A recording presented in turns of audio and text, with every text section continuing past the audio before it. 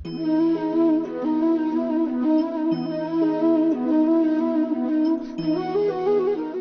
সুন্দর প্রতিবিম্ব দেখছেন? এর কারণটা কি? আমার রূপ সুন্দর, নাকি এই জল স্বচ্ছ? না, এই জল একদম স্থির, শান্ত।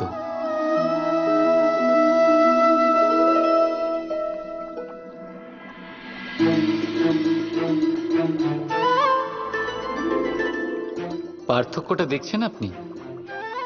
এটা সেই জল, সেই রূপ, কিন্তু এটা স্থির নয়, শান্ত নয়। আর সেই জন্যই আমি আমার প্রতিবিম্ব এর মধ্যে দেখতে পাচ্ছি। ক্রোধের সাথে কিন্তু ঠিক এটাই হয়। যদি আপনি স্থির হন, শান্ত হন, তাহলেই আপনি আপনার আত্মাকে দেখতে, শুনতে আর বুঝতে পারবেন। কিন্তু ক্রোধ আপনার আত্মার ডাককে গ্রাস করে নেয়। তাই নিজের ক্রোধকে বশে রাখবেন, যেন এমন না হয় যে মূর্খতা থেকে জন্ম নেওয়া ক্রোধ আপনাকে অনুতাপের চরম পর্যায়ে নিয়ে যায়। রাধা রাধা।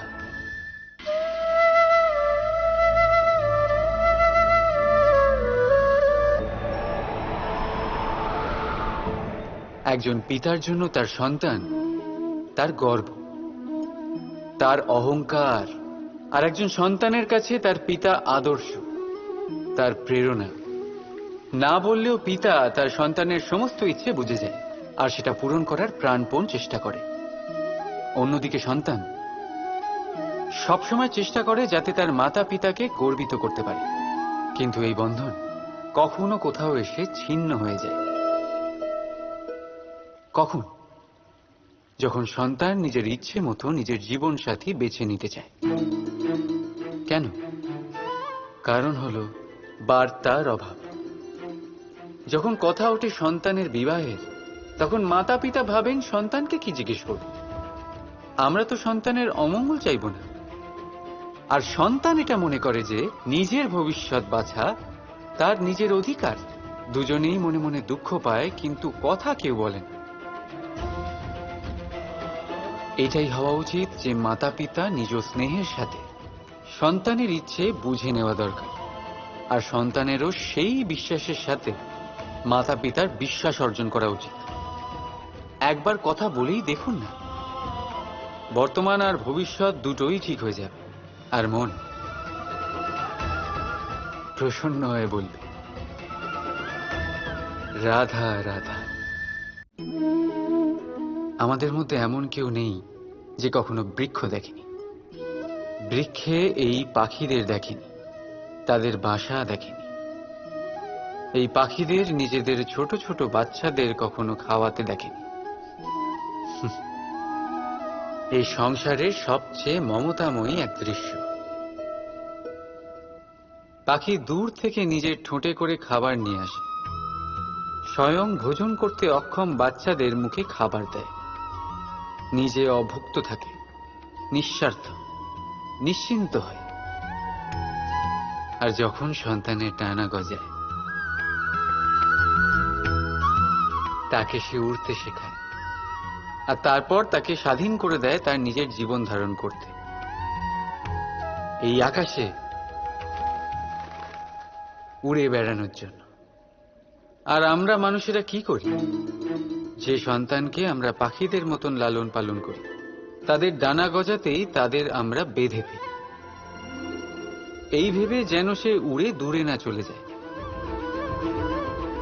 এই নয় যে এই অবস্থায় মাতা পিতার সন্তানের প্রতি প্রেম থাকে না, অবশ্যই থাকে, কিন্তু তাতে প্রেমের থেকে মোহ বেশি প্রাধান্য পায়। সে নিজের আর তার সন্তানের ভবিষ্যতের মাঝখানে বাধা হয়ে দাঁড়ায়। আমরা ভুলে যাই আমরা কেবল জন্মদাতা, ভাগ্য বিধাতা নই। যখন প্রেমে মোহ চলে আসে তখন সেটা প্রেম থাকে না, স্বার্থ হয়ে দাঁড়ায়।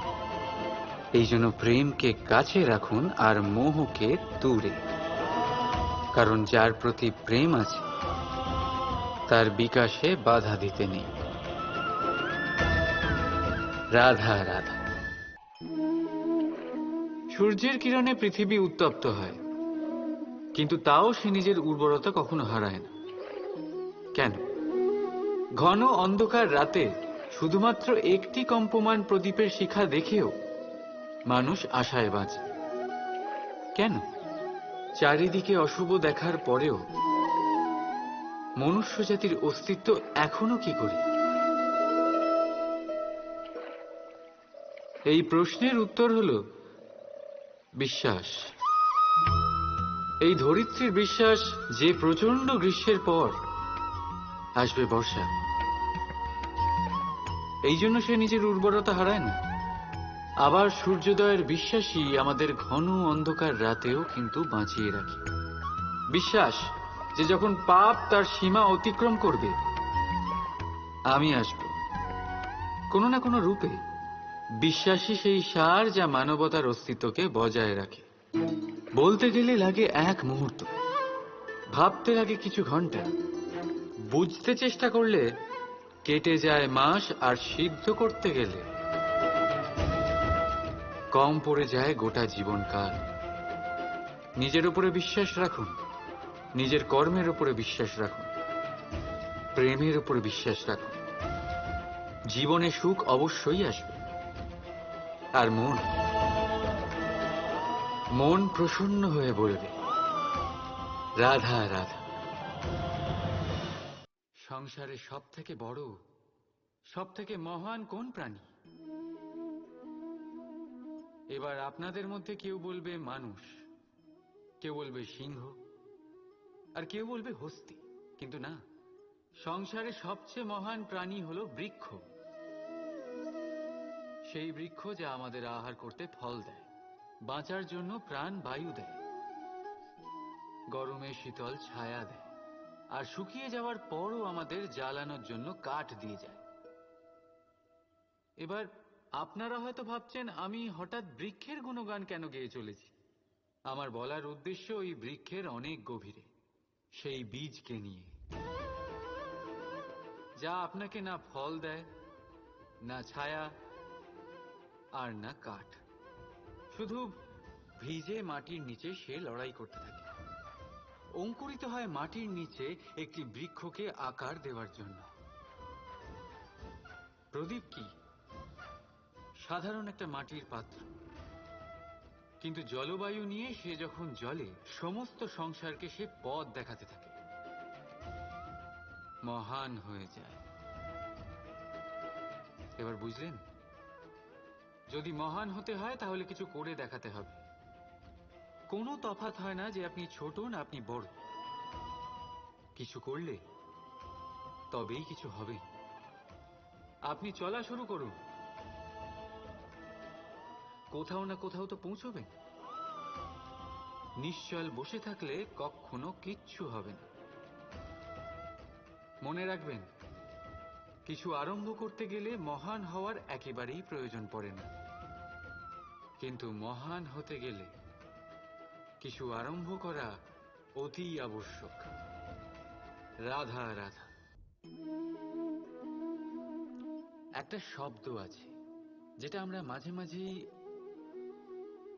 অথবা অনেকবার শুনতে পাই, স্বার্থ। ওই ব্যক্তি স্বার্থপর, সে স্বার্থের জন্য খারাপ কাজ করে ফেলেছে, ইত্যাদি ইত্যাদি। সত্যি কথা বলতে কি, সংসার স্বার্থকে পাপ ভাবতে শুরু করেছে। কিন্তু স্বার্থ কি সত্যি ক্ষতিকর? না। স্বার্থ কথাটা এসেছে স্ব থেকে, অর্থাৎ স্বয়ং থেকে। মানে যে কর্মে শুধু স্বয়ংয়ের অর্থ আছে, শুধু স্বয়ংয়ের কোনো লাভ আছে, সেটাই স্বার্থ। এবার প্রশ্ন এটাই হলো যে আপনার স্বটা কি? যদি আপনার স্বতে কেবল আপনি থাকেন তাহলে আপনি অবশ্যই স্বার্থপর। যদি আপনার স্বতে পরিবার থাকে তাহলে আপনি পারিবারিক। যদি আপনার স্বতে অন্য লোক থাকে তাহলে আপনি পরোপকারী। আর যদি আপনার স্বতে এই সংসার থাকে তাহলে আপনি পরমার্থী।